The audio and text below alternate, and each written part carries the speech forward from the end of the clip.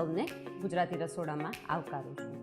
આજે આપણે બનાવવા જઈ રહ્યા છીએ ખૂબ જ ઝડપથી અને સરળતાથી ઘરમાં રહેલી વસ્તુઓથી બની જાય એવો મઠો, ડ્રાયફ્રૂટ મઠો આપણે બનાવવા જઈ રહ્યા છીએ. એના ઇન્ગ્રેડિયન્ટ્સ આપણે જોઈ લઈએ. આ દહીં છે, બુરુખાંડ છે, રોસ્ટેડ ડ્રાયફ્રૂટ્સ છે, દૂધમાં પલાળેલું કેસર છે, એલચીનો ભૂકો છે અને મિલ્ક પાવડર છે. હવે આપણે બનાવવાની શરૂઆત કરીશું. આ એક મિક્સિંગ બાઉલ છે, એમાં આ દહીંનો મસ્કો આપણે લીધેલો છે. આ દહીંને લગભગ 6 થી 7 કલાક માટે સૂપની ગરણીમાં નીચે મલમલનું કાપડ મૂકી અને દહીંને નિતારી લેવાનું છે. દહીંમાં પાણી નહીં હોય તો આ મઠો ખૂબ સરસ બનશે, એટલે એ નિતારવાની પ્રોસેસ કરવી ખૂબ જરૂરી છે. અને એ નિતારવા માટે મૂકી એ આપણે ફ્રીઝમાં જ મૂકવાનું છે, બહાર નથી રાખવાનું. અધરવાઇઝ શું થશે કે ગરમીને કારણે ઘણી વખત દહીં ખાટું થઈ જતું હોય છે. આ લગભગ 400 ગ્રામ દહીંનો મસ્કો છે. એમાં આપણે લઈશું મિલ્ક પાવડર છે, 2 ટીસ્પૂન જેટલો મિલ્ક પાવડર લઈશું. આમ તો પાણી નીકળી જ ગયું હોય એટલે ના નાખો તો પણ ચાલે, પણ એને કારણે જે એની બાઇન્ડ થઈ જાય છે, મઠો જે બાઇન્ડ થશે એ બહુ સરસ થઈ જશે. આ બુરુખાંડ છે, એ આપણે લગભગ 2 થી 3 ચમચી જેવું લઈશું. તમારા ટેસ્ટ ઉપર આધાર રાખે છે, કારણ કે મિલ્ક પાવડર પણ ગળ્યો છે અને બુરુખાંડ પણ ગળી, એટલે તમારા ટેસ્ટ પ્રમાણે એમાં ફેરફાર કરી શકો છો. એલચીનો ભૂકો છે, એ લગભગ આપણે 1/2 ટીસ્પૂન જેટલો લઈશું. તમારા ઘરમાં એલચી ના ભાવતી હોય તો તમે આ સ્કીપ કરી શકો છો. દૂધમાં પલાળેલું કેસર છે, લગભગ 15 થી 20 તાંતણા જેટલા છે, એ આપણે બધું જ લઈ લઈશું.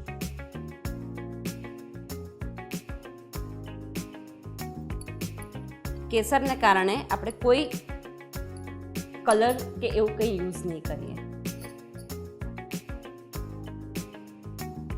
રોસ્ટેડ ડ્રાયફ્રૂટ્સ છે, આમાં મેં બદામ, કાજુ અને કિસમિસ લીધા છે. તમે ઈચ્છો તો એમાં અખરોટ, પિસ્તા, ઘરમાં જેટલું અવેલેબલ હોય એ બધું જ ડ્રાયફ્રૂટ તમે યુઝ કરી શકો છો.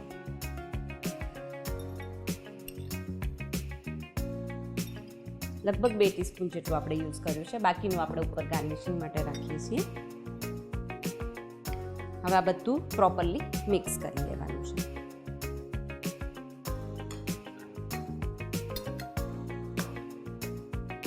તમે જોઈ શકો છો કે દહીંને આપણે 6-7 કલાક જેટલું બાંધીને રાખ્યું હતું, એટલે બિલકુલ એમાં પાણી રહ્યું નથી. બહુ ઝડપથી બની જાય છે. અચાનક કોઈ મહેમાન આવે તો તમે આમાં મિલ્ક પાવડરનું પ્રમાણ વધારે નાખી અને કરી શકો છો. તમે જોઈ શકો છો કેવું સરસ એકરસ થઈ ગયું છે. અને હવે આપણે એને સર્વિંગ બાઉલમાં લઈ લઈશું.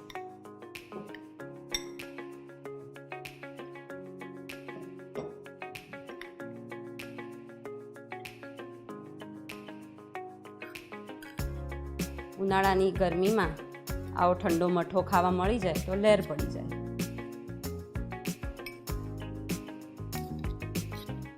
આ બનાવીને આપણે જો ફ્રીઝમાં મૂકી રાખીએ તો લગભગ 2 થી 3 દિવસ સુધી સારો રહે છે.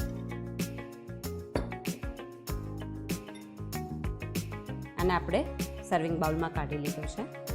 હવે જે ડ્રાયફ્રૂટ્સ આપણે રાખ્યા હતા એનાથી એને સર્વ કરી દઈશું.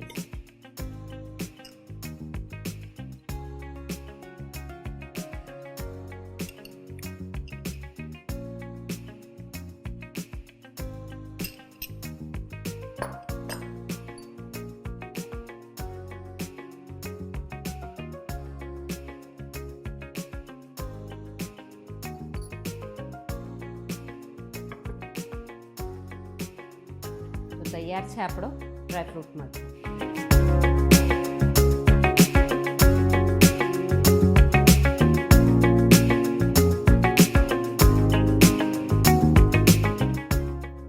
જો તમે તમારી રેસિપી અમારા ગુજરાતી રસોડુના રસોડે બનાવવા ઈચ્છો છો તો અત્યારે જ તમારી રેસિપી અને તેના ફોટા અમને અમારા WhatsApp નંબર 8238234001 પર મોકલી આપો, અથવા તમે તમારી રેસિપી અમને ઈમેલ પણ કરી શકો છો.